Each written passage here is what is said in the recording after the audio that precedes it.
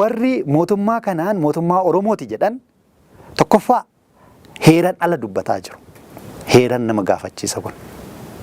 Heerawaa miti kun dubbiin akkasii. Maaliif heerri kan jedhu mootummaa federaalaa Rippaabilika Dimokiraatawaa Itoophiyaati. Malee namicha barcuma sanarra taa'een dhiiga isaa lakkaa'anii mootummaa saba sanaa jechisisuu hin qaban. Lammata essentially waan otoo akka TPLF sana waan Oromoo ol kaasu waan Oromoo qofa dhaadheessu fidee aangotti isa faana dhufee waan saboota biraa acuucotoo hojjete warri biraa akka soonuun jedhe hin fakkaata ta'a. Garuu kan ta'e kanaa miti essentially. Kan ta'e saboota hunda caalaa sirni kun kan loluun eenyudha? Oromoodha.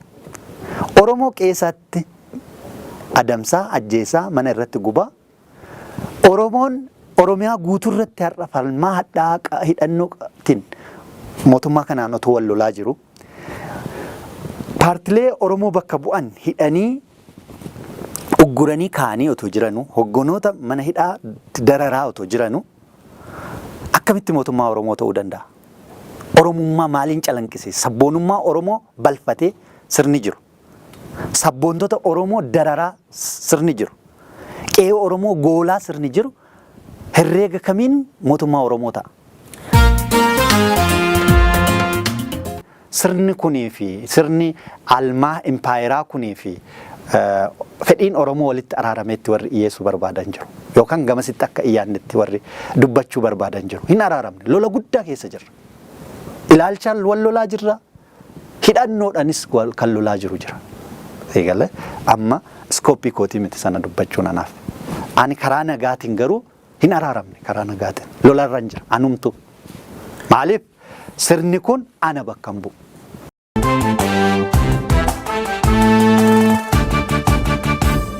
Namni akaayii lakkaa'ee akaayii torba gumaa torba walii hiree halkan bulutu jira. Ijoolleen keenya dararaan achitti argaa jiran galaan sololiyaatti argaa jiran yoo dubbatame waan humuu miti.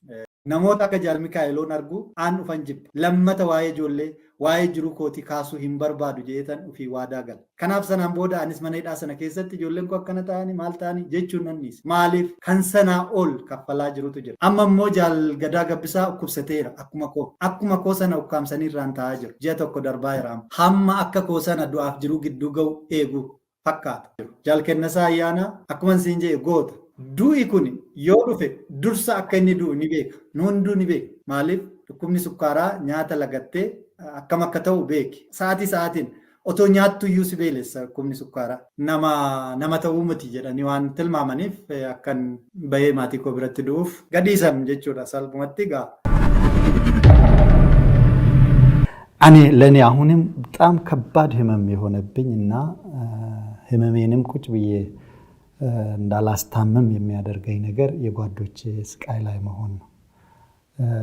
እኔ የተሰቃየሁትን ስቃይ ስለማቅ ህመሙ ምን እንደሆነ ስለማቅ እነሱ በዛ ሁኔታ መሆናቸው ረፍት ይነሳኛል። ነሙኒ ወገኖኒ አማ ሚደረ ጅራን ኩንሞ yeroo adda addaa jiru isaanii gammoojjitti dabarsan. Gammoojjitti dabarsuun sun immoo mataan isaa dhukkuba adda addaatiif nama saaxila. Jiru isaanii irratti miidhaa adda addaatu gaha. Miidhaan sun har'a yoggaa opportunity argatu of mul'isa. Kanaaf akkaataa nama itti qabamanii jiran baay'ee sukkanneessadha. Dhimmaantu na qaba waan isaanii waan Ofikotiifis dabarse namni haqa qabu namni dhugaa qabu rakkoo kanaan dararama sanarratti immoo dhukkuban fayyineen saaxilamee sababa tokko malee mana sana keessatti waggaa kaamu baay'ee garaa nama raasa qaamni na dhaga'u hunduu hatattamaan jaallan koo kanaaf furmaata akka laatu maqaa Oromummaa maqaa biyyaa maqaa adaraa seeraa jedhan seera kan beekoo ta'an seera biyya kanaattu kabajamuu dhibee ajaja mana murtiittu kabajamuu didee ajaja abbaa langaattu kabajamuu didee qaamoleen kunis ajajni isaanii raawwatamuu dhabuu isaaniitti gaabbuu gaafachuu danda'u qabu warreen isaan akka bahan ajajan maaliif amma sababa tokko malee mana hidhaatti akkanatti dararamu kan jedhu gaafatu qabu. warreen mootummatti maxxananii mootummaaf dantaa mootummaaf ergaman tokko tokko nu harka jiru jedhanii dubbataa jiru. Soba adii. Maaliif isaanuu gaafa dhaqan maqaa isaanii dura waajjira tikaatti gabaasanii seenuuf jirraan wayyamaa jedhaniif ana bira ijjatanii yeroon bilbilanii hayyamsiifatantu jira. Araarsoo Biqilaa, Qajeelaa Mardaasaa fa'a waajjira ufanii poolisiin isaan ari'ee nuyi warra sanaame jedhanii itti himatanii yeroon heyyama waajjira tikaatirraa gaafatanii seenan jira. Ganuun isaanii xiqqaatee maqaa uummata bal'aa kanaan hoggana jedhamanii waamanii har'a waajjira alagaan qabatee jiru tokko yoo godhanis akkuma mootummaan Itoophiyaa Eertiraa affeere kanatti isaanis alagaa affeeranii waajjira qabsiisan jechuudha. Akkas godhanii waajjira poolisiidhaan tiksiisanii yookaan uggursiisanii maa seenaniin hojjetan hoo akkan isaan harka jiru ta'e namni tokko seenee hojjetaa hin jiru bar. Yaadan dorgomna siyaasni barane qawwee miti yaadan caalmaa yaadatiin itti amana biltsiginnaan jedhanii dubbataa turanii jedhaa jirus. Yaadni eessatti ibsama? Nama yaada qabu hiitee nama yaada isaa uummatatti ibsachuu barbaadu karaa itti cuftee biiroo isaa cuftee sochii isaa uggurtee eessatti yaada akka ibsan nu barbaada. Mee waltajjii ammaati nu affeertu kanarratti hin nufaana mee yaadan naa dorgomu. Warra hogganoota koo har'a inni hidhee sagalee uummata Oromoo inni isaan hidhanii itti taphataa jiran kana dhiisi ana wajjin dorgomuu hin danda'u yaadan. እኔ ማስተር ፕላኑን ተቃውሜ አስፋልት ላይ እጄን አቃምሬ ወጥቼ ተሰብሬ በክራንች ስሄድ የነበርኩ ሰው ነኝ። እስካሁን ድረስ አንዲት ቅንጣት መሬት የለኝም። ከአምቦም አሉ ከፍንፍኔም ከአዳማም በክራይ ቤት ነው የምኖረው። የምታገለው የኔ ህዝብ በታሪክ አጋጣሚ ከመሬቱ ከራሱ ማንነቱ ተፈናቅሏል ብዬ ነው። መፈናቀሉ አሁንም ስብስ በማስተር ፕላን ስም ነው ወደ ፖለቲካም የገባሁት። የኔ አያቶች ቆቃ ይኖሩ ነበር። ጂሌ የሚባል ጎሳ ከቱለማ አንዱ የሆነ ከቆቃ እንነሳም ሲባል ውሃ ተገድቦ ነው ህዝብ እንዲያልቅ የተደረገው። ዛሬ ፍንፍኔ ለመጀመሪያ ጊዜ ያገኘችው መብራት በኔ ዘመዶች ሞት የተገኘ መብራት ነው። በአካባቢው እና ወደ 40 ሺህ የሚጠጋ የጂሌ የኔ ጎሳ አባላት ሞቷል። ለምን? ከመሬቱ አንፈናቀልም ብሎ። ስለዚህ እናንተ የመሬት ባለቤት ዜጎች ይሁኑ ሲባል እኔ ከዛ አንፃር እንጂ ራሴ ከአምቦ ከምን የወሰድኩት የቀራመጥኩት ቦታ ኖሮ ለዛ ዋስትና አይደለም የሚከራከረው።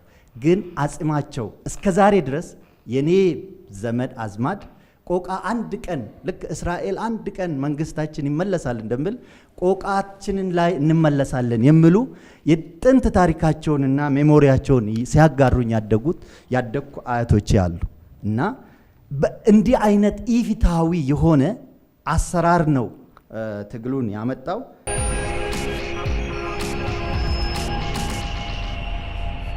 ሞቱማ ከራ ነጋቲን ቀብሳው ጀቹን ሞቱማዳፍ ኤባ kennu miti harka rukutaa fi ba'u miti tokko akka paarlaamaa dhaqanii nusuma jajuuf as jirra paartii hundeeffanne akka jedhan sanaa miti kaayyoo qaba kaayyoon qabsaa'uuf bilisummaa Oromootiif Oromiyaati lammiileen Oromiyaa keessa jiran humnoomni mootummaa caasaan mootummaa hunduu akka quba qabaatu kan barbaannu nuyi qabsoon keenya ammas karaa nagaatiif karaa nagaa qofaan karaa nagaatiin immoo akka paartii siyaasaa tokkotti eega ijaaramnee jiraanne waan saba keenyaaf ni ta'a jennee amannu mootummaa ce'umsatu baasa jennee yoo amanne hunduu waliin ijaarratuu qaba jennee yoo amanne kana labsuu mirga qabna. ይሄን ኃላፊነቱን መወጣት ካቃተው ደግሞ አቅቶኛል ብሎ እኛ በተደጋጋሚ እንደምናቀርበው የሽግግር መንግስትን ማመቻቸት ግዴታ አለበት። ካልቻለ የዜጎችን ነፃነት መጠበቅ ካልቻለ ሰላም መጠበቅ ካልቻለ በተቃራኒው ህዝብን ሰላም ራሱ የሚያውክ ከሆነ ህዝብ በሰላም እንዲኖር ህዝብ መንግስቱን እንዲያደራጅ የማድረግ ኃላፊነት አለበት። በየትኛውም የሀገሪቷ ክፍል ኢፍትሃዊ ድርጊት ንጹህ ዜጋን የመረሸን የመግደል ድርጊት መፈጸም የለበትም። በማንኛውም አካል በታጠቀም አካል በክልሎች በተለያዩ ክልሎች በታጠቁም አካሎች በመንግስትም ቢሆን በየትኛውም ንጹህ ዜጋ ላይ ጭፍጨፋ መፈጸም የለበትም። በየትኛውም ሀገሪቷ የሚነሱት ቅራኔዎች በፖለቲካ ድርድር መፈታት አለባቸው። ጦርነቶች ሁሉ መነሻቸው ልዩነት ነው። ልዩነቶች ሁሉ ግን ወደ ጦርነቶች ማምራት የለባቸው። እኛ ስልጣን ከህዝብ እንዲመነጭ እንጂ ከአንድ የፖለቲካ ፓርቲ ችሮታ እንዲሰጠን አናምንም በዛ። ስለዚህ በህጋዊ መንገድ ተወዳድረን በምርጫ ተሳትፈን ህዝብ በሚሰጠን ድምፅ የሚኖረንን የፖለቲካ ውክልና እንፈልጋለን። ያለዛ ግን በምርጫ እንዳይወዳደር የተደረገው ኦነግ ቢሮዎቹ ተዘግተውበት ያለው ኦነግ አመራሮቹ እስር ቤት እስካሁን ድረስ ያሉት ኦነግ ከመንግስት ጋር ለመስራትም ሆነ የመንግስትን ፖሊሲ ለማስፈጸም ፈቃደኛ አይደለም። በዚህ ሰዓት እንደዛ አይነት ፈቃድ የለንም፣ አናምንበትም። እዚህ እነዛ ግለሰቦች በፍጹም ኦነግን አይወክሉም። እንደዛም ብሎ ለህዝብ የሚናገሩት በህዝብ እንደመቀለድ ነው የምንቆጥረው።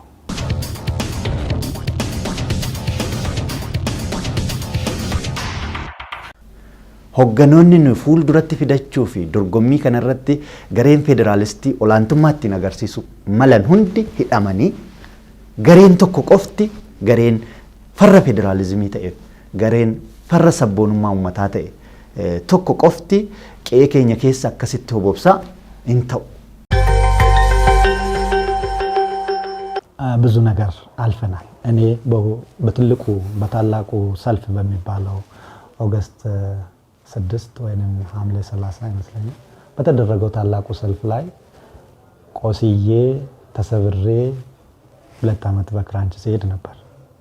ሰልፍ መርተን ባነር ይዘን ኦሮሚያ ነጻ ትሁን ብለን እስከ ፍንፍኔ እስከ ስቴዲየም ደርሰናል እና በዛ ትግል ውስጥ አልፈናል። ያ በሬቻም የተደረገው ከዛም በኋላ በኦሮሚያ ሁሉ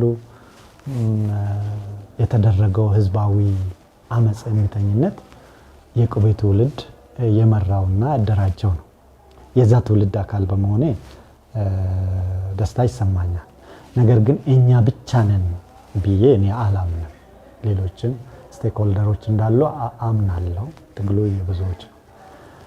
ነገር ግን አሁን የማይቻለው እንደዛ አንግቦ ተነስቶ ነፃነቱን የተቀዳጀውን ትውልድ ሌላ ዙር ደግሞ የባርነት ቀንበር ልጫነ ወያኔን አጥፍተናል፣ የሚቀረን ኦነግ ነው፣ ኦነግን አጥፍተን ይሄ ፌደራልን ስርዓትን እናፍርስ፣ ይሄ በቋንቋ በመናምን የተከፋፈለ ማህበረሰብ ጨፍልቀን አንድ እናድርግ የሚለው የቀን ቅዠት ሆኖ የሚታየን ለዛ ነው። ኦሮሞ ብሔር ከሆነ በግድ በኤምፓየሯ ውስጥ ከተጠቃለለ ነፃ መሆንን ከፈለገ ማግኘት አለበት። ነፃ መሆን ራሱ በራሱ ጥቅም ዲግኒቲ ነው፣ ክብር ነው። ደቡብ ሱዳን የራሷን ኢኮኖሚ በነፃነት የምትጠቀም ከሆነ ኬንያ ከኮሎኒ ስርዓት ነፃ ወጣ ራሷ ባንዲራ ሰቅላ የራሷን ድንበር አስከብራ የምትኖር ከሆነ ኦሮሞ ለምንድን ነው ይሄ ነገር የምንነፈገው? መብቱ ነው። የማንም ቢሆን የኦሮሞ ህዝብ የነፃነት ትግል አንድ መስመር ነው ያለው። ያም መስመር ነፃ አገር መሆን። ኑ እንነጋገር፣ ጉዳዮቻችንን በጠረጴዛ ዙሪያ እንፍታ። ከኛ ብልጽግና የሚጠይቀው ነገር ካለ ለመነጋገር ዝግጁ ነን እንደሆነ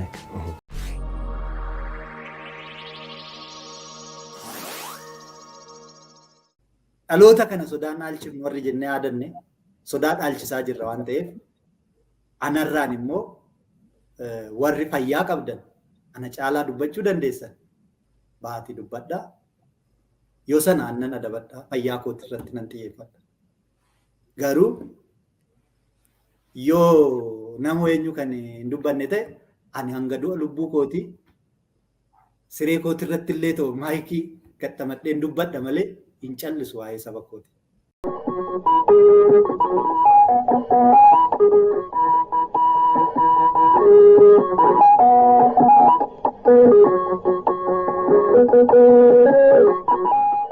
diina lama hama keessaa filachuun hin danda'amne gidduu jirra.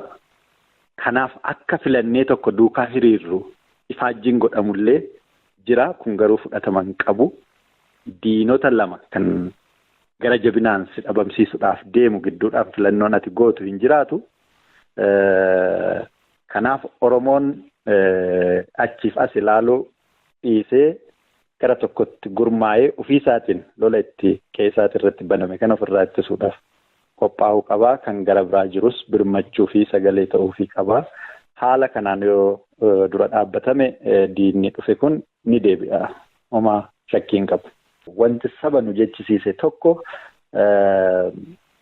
badii qaama saba keenyaa ta'e tokko irratti raawwatamu akka keenyatti lakkoofne akka nurra ga'etti balbala keenya irratti waan raawwatameetti lakkoofne walii birmatutu nurraa eegama. Kanaaf uummanni Oromoo bal'aan waan har'a keessa jirru kana alaaf keessan hubatee keessumattuu biyya walabaa keessa warri jiran haala anjaa keessa warri jiran caalaa dubbachuu warri danda'an warra immoo dhaggeettii qabanitti haasa'uu warri danda'an sagalee isaanii ol kaasanii hawaasa idil addunyaatti waan Oromoon keessa jiru Oromiyaan har'a keessa jirtu kana agarsiisuu qabu. Kanuman dhaama uummata Oromootii fi uummata immoo biyya keessaa qabsootti jiru qabsoosaa jabaatee fincila isaa wal hubannaadhaan qindeeffatee badii qe'eesaatitti itti dhufe kana irra aanee seenaa akka hojjetu dhaama fi egaa nutis waan kana yoo dubbannus yoo sagalee keenya geessisuuf yaallu gara laafummaan nuuf jiraate yookaan waan addaa eegumsa addaa qabaannee miti. Saaxila Oromoon keessa jiru waan Oromoon itti saaxilame kana hundaafuu hundi keenyaaf saaxilamaadha. Garuu hanga lubbuun keenya nu keessa jirutti waan Oromoo irratti dalagamu afaan keenya hin qabannu, hin mormannaa, hin dinnaa. Uummanni keenyas kana nu haa hubatu.